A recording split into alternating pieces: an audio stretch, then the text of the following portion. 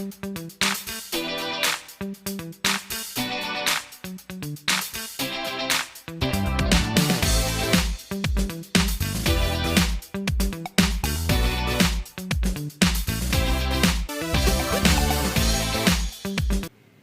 and welcome my dear students and you watching me on my YouTube channel RKG Mathematics.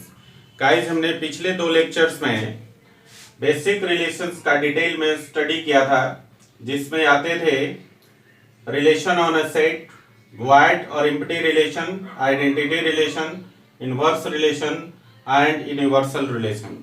Guys आज हम लोग special relations शुरू कर रहे हैं, जिसमें 5 रिलेशंस है: reflexive relation, symmetric relation, transitive relation, equivalence relation and composite relation. Guys आज के इस लेक्चर में हम लोग स्पेशल रिलेशंस के सिर्फ 2 रिलेशंस पढ़ेंगे, reflexive relation and symmetric relation, जिसमें हम लोग सिमेट्रिक रिलेशन में एंटी सिमेट्रिक और एसिमेट्रिक रिलेशन का भी स्टडी करेंगे। तो गाइस चलिए शुरू करते हैं स्पेशल रिलेशंस, जिसमें पहला है रिफ्लेक्सिव रिलेशन। मान लीजिए हमारे पास एक रिलेशन है जो किसी सेट ए पर डिफाइंड है, तो उस रिलेशन को हम लोग रिफ्लेक्सिव रिलेशन तभी बोलेंगे जब सेट का प्रत्येक एलिमेंट खुद से रिलेटेड होगा उस रिलेशन में। That is if R be the relation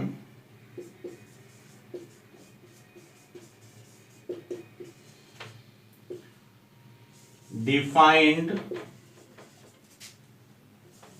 on set A, then R is said to be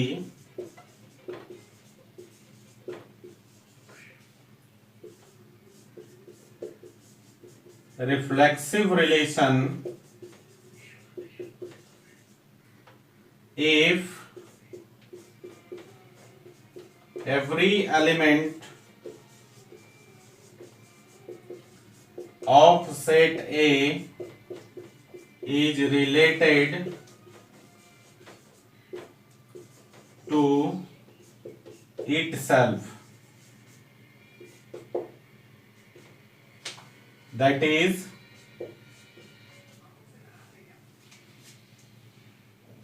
if AA belongs to relation where A belongs to set A, therefore R is called reflexive relation.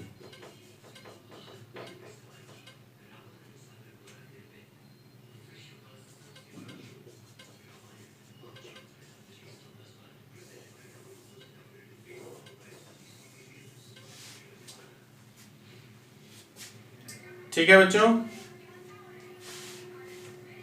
एक बार फिर से समझ लीजिए, किसी भी relation R को जो किसी सेट A पर डिफाइंड है, उसको हम लोग रिफ्लेक्सिव रिलेशन तभी बोलेंगे जब सेट A का प्रत्येक एलिमेंट खुद से रिलेटेड होगा उस रिलेशन में। क्लियर है?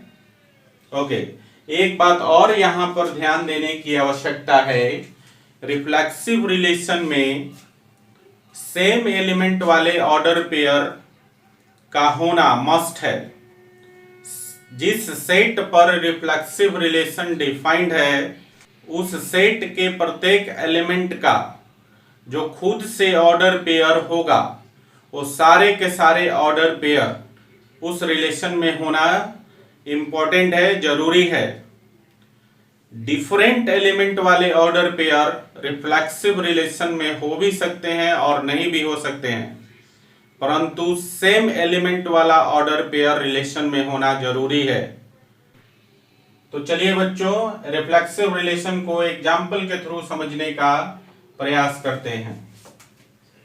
लेट कर लीजिए कि हमारे पास एक सेट है A, जिसमें एलिमेंट है 1 2 3, और यहां पर कुछ रिलेशंस हम लोग मान लेते हैं जो सेट A पर डिफाइंड है। मान लिया R1 है 1 1 1 2 2 2 3 2 3 3। दूसरा रिलेशन मान लेते हैं 1 1 2 2 3 3। तीसरा रिलेशन मान लेते हैं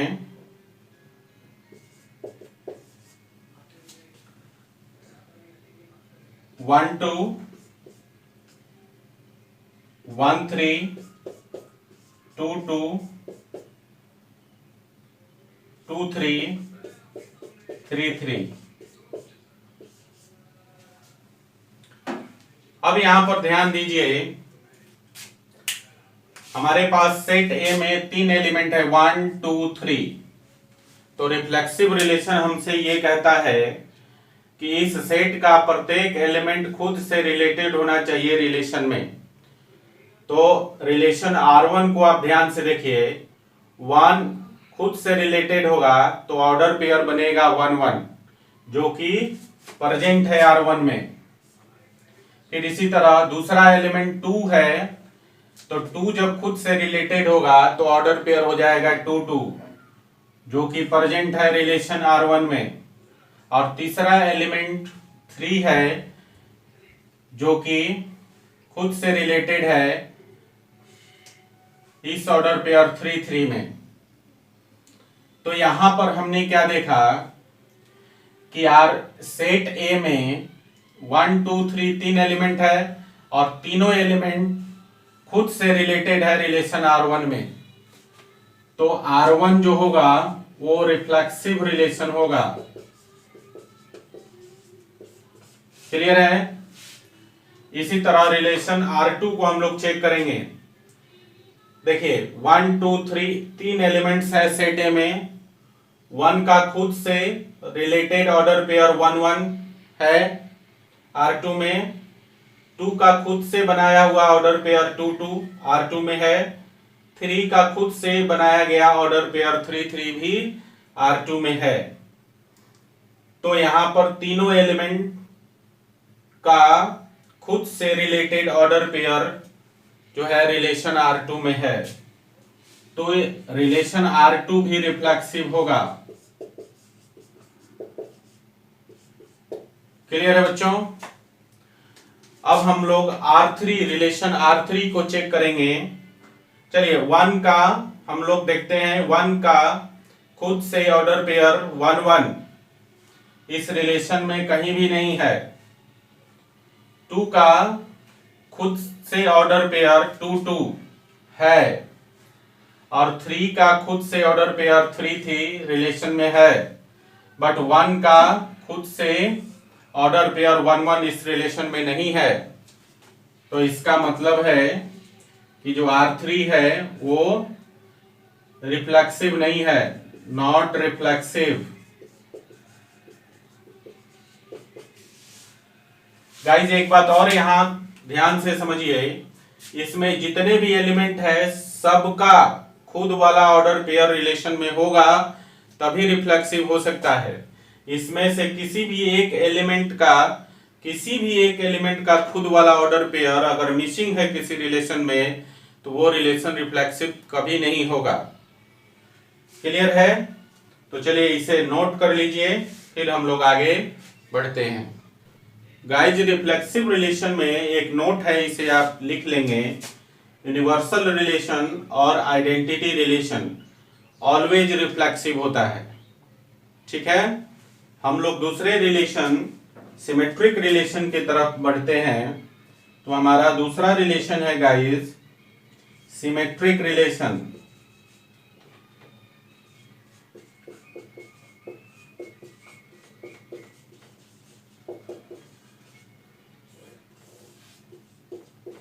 गाइज सिमेट्रिक रिलेशन को जरा हम लोग समझने का प्रयास करते हैं। मान लीजिए हमारे पास एक रिलेशन R है जो किसी सेट A पर डिफाइंड है।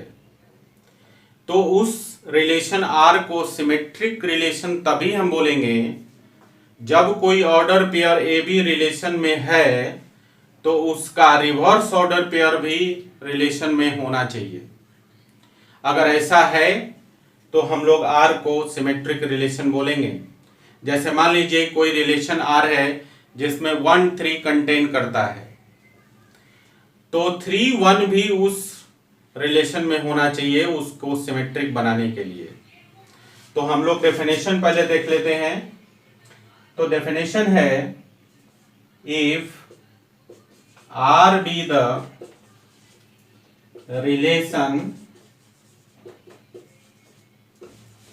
defined on set A, then R is said to be symmetric relation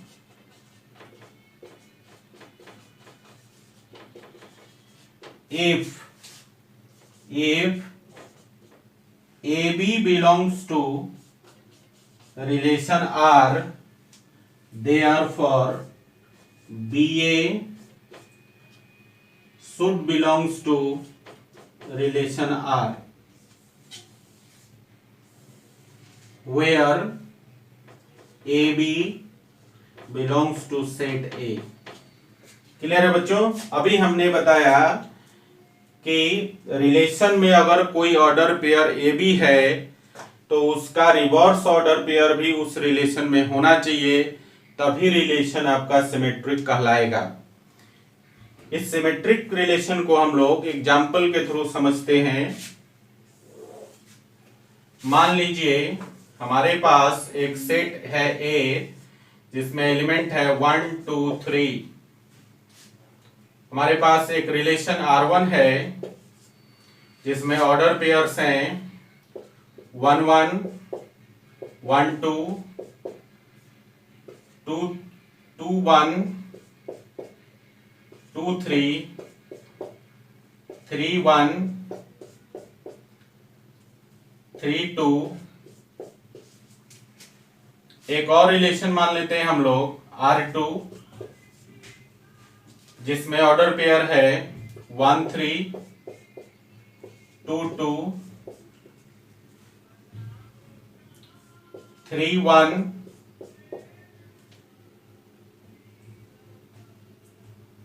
3 3। एक और रिलेशन मान लेते हैं हम लोग R3 और इसमें ऑर्डर पेयर है 1 2 2 2 2 1 3 2 एंड 3 3। अब 1 बाई 1 करके R1 R2 और R3 को हम लोग चेक करेंगे। हमें क्या चेक करना है कि जो भी ऑर्डर पेयर इसमें है उसका रिवर्स ऑर्डर पेयर इसी रिलेशन में एग्जिस्ट करना चाहिए। तो चलिए हम लोग चेक करते हैं। 1 1 गाइस 1 1 का रिवर्स ऑर्डर पेयर 1 1 होगा जो इस रिलेशन में प्रेजेंट है। 1 2 1 2 का रिवर्स ऑर्डर पेयर 2 1 होगा जो कि यहां पर प्रेजेंट है। फिर इसी तरह 2 1 2 1 का रिवर्स 1 1 होगा जो कि प्रेजेंट है। 2 3 का रिवर्स 3 2 होगा जो कि यहां पर प्रेजेंट है। 3 1 का रिवर्स 1 3 होगा। 3 1 का रिवर्स 1 3 होगा जो कि यहां पर रिलेशन R1 में 1 3 प्रेजेंट नहीं है। यहां 3 1 का reverse order pair relation R1 में प्रेजेंट नहीं है और 3 2 का रिवर्स ऑर्डर पेयर 2 3 प्रेजेंट है।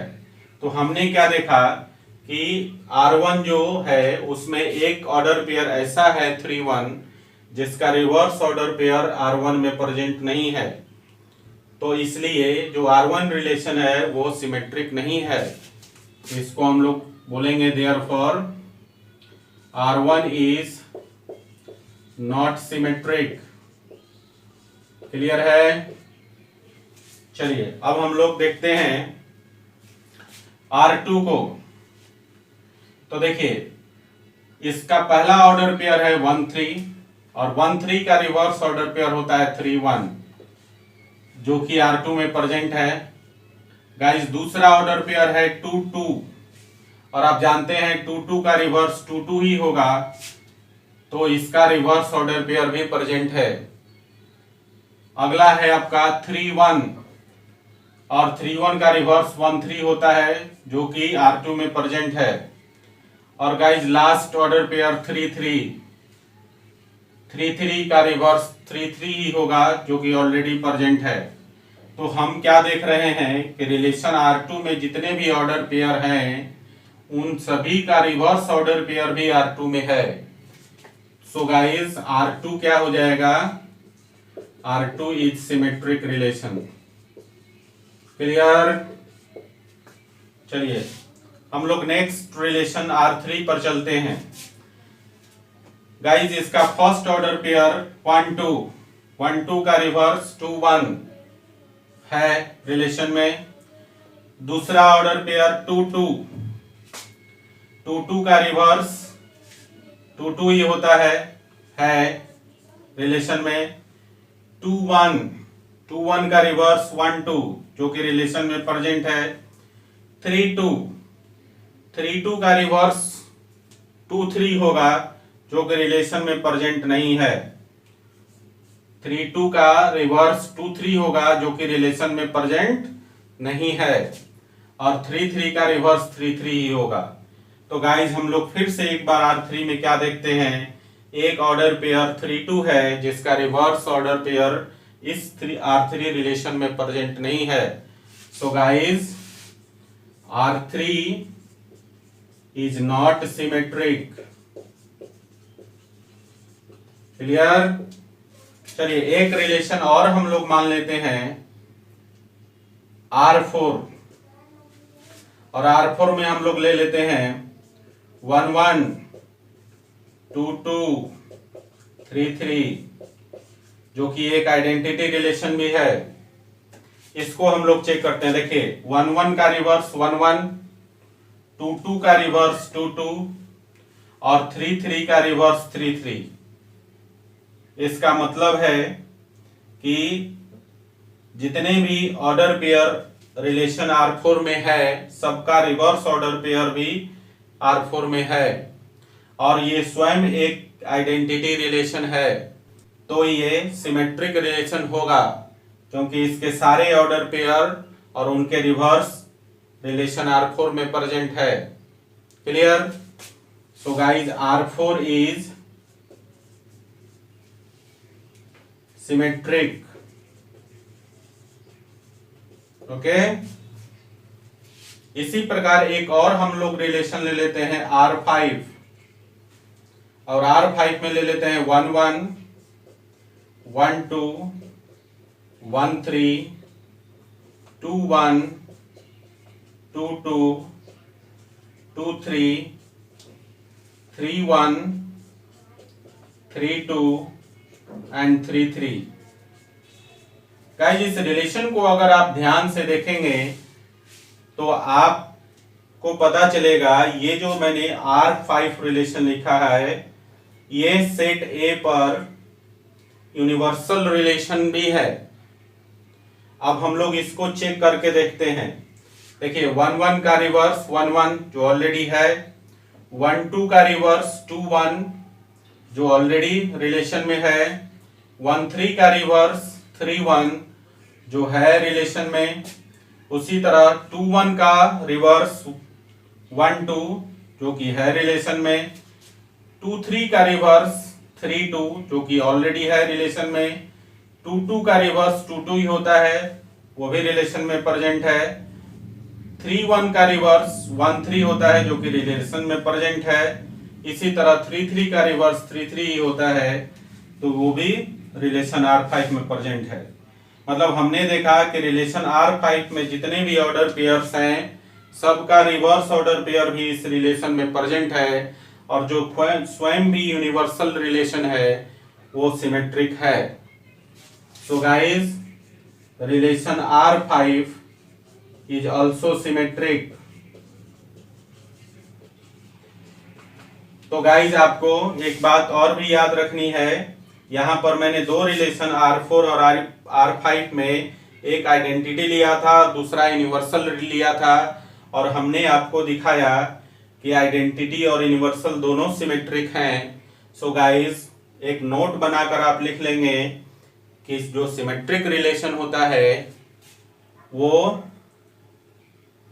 सो गाइस आप एक नोट बनाकर लिख लेंगे और उसमें ये लिखेंगे कि आइडेंटिटी रिलेशन और यूनिवर्सल रिलेशन ऑलवेज सिमेट्रिक होता है।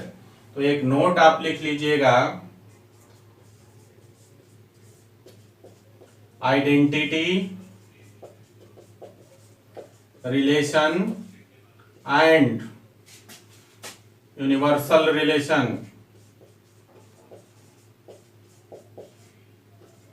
ये हमेशा आपका सिमेट्रिक होता है। ठीक है, चलिए इसे नोट डाउन कर लीजिए, फिर हम लोग आगे बढ़ते हैं और आगे हम लोग पढ़ेंगे सिमेट्रिक में भी दो पार्ट होते हैं, एक होता है एंटी सिमेट्रिक रिलेशन और दूसरा होता है एसिमेट्रिक और नॉट सिमेट्रिक।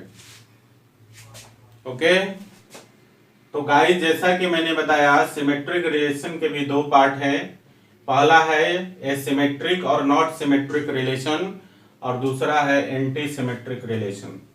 तो गाइस हम लोग पहला देखते हैं एसिमेट्रिक और नॉट सिमेट्रिक रिलेशन क्या होता है। कोई भी रिलेशन जब सिमेट्रिसिटी को फुलफिल नहीं करता है, दैट इज अगर कोई ऑर्डर पेयर ए बी है रिलेशन में तो बी ए रिलेशन में नहीं हो, उस कंडीशन में हम लोग रिलेशन को नॉट सिमेट्रिक या फिर एसिमेट्रिक रिलेशन बोलते हैं।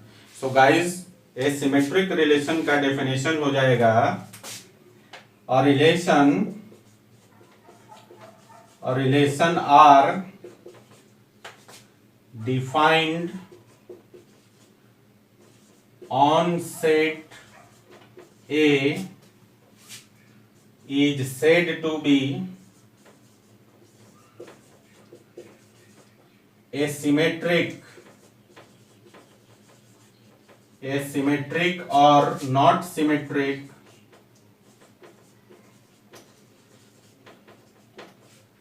if AB belongs to relation R but BA does not belongs to relation R, where AB belongs to set A। Clear है? तो हम लोग इसे एक एग्जाम्पल से समझते हैं। मान लीजिए हमारे पास एक सेट है A जिसमें एलिमेंट है 1 2 3 और हमारे पास एक रिलेशन है R, और मान लीजिए R में ऑर्डर पेयर है 1 1 1 2 2 1 2 2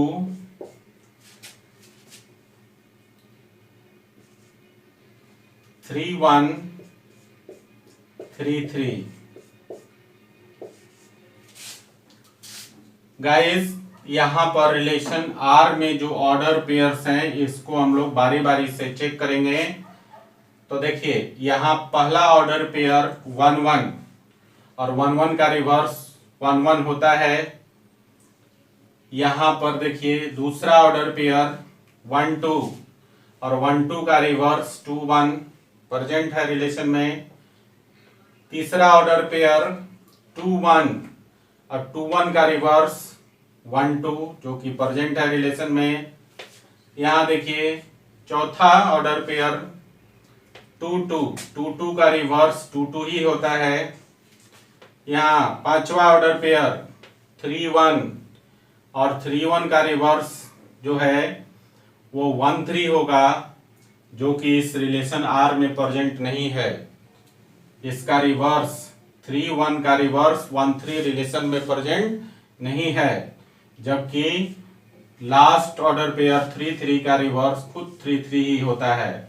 सो गाइस हम बोल सकते हैं कि R इज नॉट सिमेट्रिक और asymmetric relation because 1 3 does not belongs to the relation R। Clear है? तो चलिए गाइस, सिमेट्रिक का दूसरा पार्ट एंटी सिमेट्रिक रिलेशन को हम लोग समझने का प्रयास करते हैं। गाइस, एंटी सिमेट्रिक रिलेशन कहता है कि अगर कोई order pair A B relation में है तो उसका रिवर्स ऑर्डर पेयर भी उस रिलेशन में होना चाहिए, but condition is that A should be equal to B, मतलब फर्स्ट एलिमेंट और सेकेंड एलिमेंट बराबर होना चाहिए।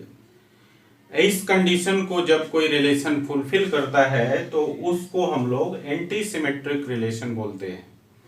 तो गाइज, इसका डेफिनेशन क्या हो जाएगा? If R be the relation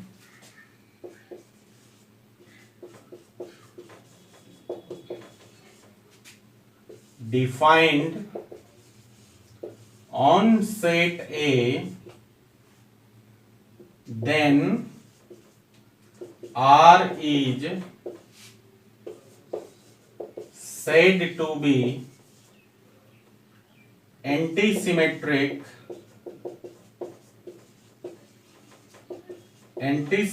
relation if AB belongs to relation R, therefore BA belongs to R, where condition is that A is equal to B। अगर ए बी रिलेशन से बिलोंग करता है तो B ए भी relation से belong करना चाहिए, but condition है ए बी के बराबर होना चाहिए। क्लियर है? इसको हम लोग एग्जाम्पल से समझते हैं। जैसे मान लीजिए हमारे पास एक सेट है, लेट कर लीजिए कि ए एक सेट है हमारे पास और इसमें एलिमेंट है 1 2 3 4 5 और एक रिलेशन R1 मान लेते हैं हम लोग और इसमें ले लेते हैं 1 1 2 2 3 3, ये हम लोग 3 ऑर्डर पेयर ले लेते हैं। तो देखिए गाइज, यहां पर फर्स्ट ऑर्डर पेयर 1 1 का रिवर्स 1 1 होगा, जो इस कंडीशन को सेटिस्फाई करता है A B belongs to R, therefore B A belongs to R. इसे हम लोग जरा ऐसे देखते हैं। ए बी आपके पास 1 1 है, पहला ऑर्डर पेयर, और ये आपका ए बी है। दूसरा, इसका रिवर्स जो करेंगे तो 1 1 का रिवर्स भी 1 1 होगा और यहां पर आप देखेंगे ये बी ए हो जाएगा। तो आपने क्या देखा? ये जो ए की वैल्यू है वही वैल्यू बी की है, तो आपने देखा therefore A is equal to B है। इसी प्रकार दूसरे ऑर्डर पेयर की बात करें, 2 2 को आप देखिए, जब 2 2 आप लिखते हैं तो आपने लिखा ए बी, और फिर इसको जब आप रिवर्स कर देंगे, तो 2 2 का रिवर्स 2 2 ही होगा। अब यहां रिवर्स में आप क्या लिखते हैं? बी ए। तो आपने फिर से यहां देखा कि जो ए की वैल्यू है वही वैल्यू बी की है।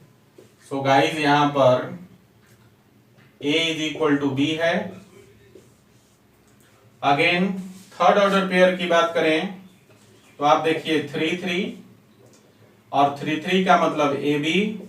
जब आप इसको रिवर्स करेंगे तो 3 3 का रिवर्स 3 3 होगा, और रिवर्स करेंगे तो ए बी का रिवर्स जो हो जाएगा वो आपका बी ए हो गया। क्लियर? तो आपने यहां फिर से यही बात देखी कि जो ए की वैल्यू है वही वैल्यू बी की है। So guys A is equal to B. Clear है? तो आपने क्या देखा कि इस रिलेशन R1 में जितने भी ऑर्डर पेयर हैं उन सभी के रिवर्स ऑर्डर पेयर भी प्रेजेंट है और इस मैनर में प्रेजेंट है कि फर्स्ट एलिमेंट सेकंड एलिमेंट के बराबर है। क्लियर ना? तो इस रिलेशन को हम लोग, ऐसे रिलेशन को हम लोग एंटी सिमेट्रिक रिलेशन बोलते हैं। ओके, अब आपके मन में एक बात आ रही होगी कि ये कुछ आइडेंटिटी रिलेशन टाइप का लग रहा है। बिल्कुल, तो आप ये भी, आपके दिमाग में एक क्वेश्चन आ रहा होगा कि आइडेंटिटी रिलेशन एंटी सिमेट्रिक होगा कि नहीं होगा। बिल्कुल होगा, आइडेंटिटी रिलेशन एंटी सिमेट्रिक होगा, लेकिन लेकिन लेकिन anti symmetric relation identity relation नहीं होगा, क्योंकि आइडेंटिटी रिलेशन में जिस सेट पर वो डिफाइंड होता है उस सेट के प्रत्येक एलिमेंट का खुद से बनाया गया ऑर्डर पेयर उसमें प्रेजेंट होता है, जबकि एंटी सिमेट्रिक रिलेशन में जरूरी नहीं है कि जितने सेट में एलिमेंट है सबके खुद वाला ऑर्डर पेयर प्रेजेंट हो। उसमें से कुछ के ही ऑर्डर पेयर होंगे, कुछ के नहीं भी हो सकते हैं। इसलिए यहां पर थोड़ा ये डिफरेंस है जो आपको हमेशा दिमाग में रखना है। क्लियर है बच्चों? चलिए इसे राइट डाउन कर लीजिए। Okay, thanks for watching, keep in touch, do like, share and subscribe.